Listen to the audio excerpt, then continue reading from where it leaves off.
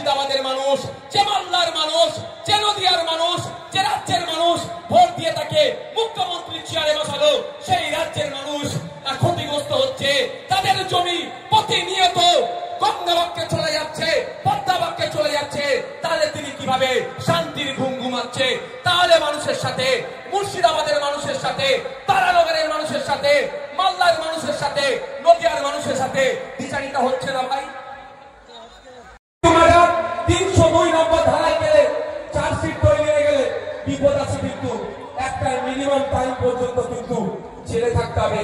আর মারতে গিয়ে যদি কেউ অজ্ঞাতে লেগে মারা যায়, ছেলের বাইরে আর বাড়াতে পারবো না। তাহলে জানতেন, মারামারি করতে যেতেন না। কিন্তু আপনি যাতে না জানতে পারেন, আপনার হাত থেকে বই পেন খাতা কেড়ে নেওয়া হচ্ছে।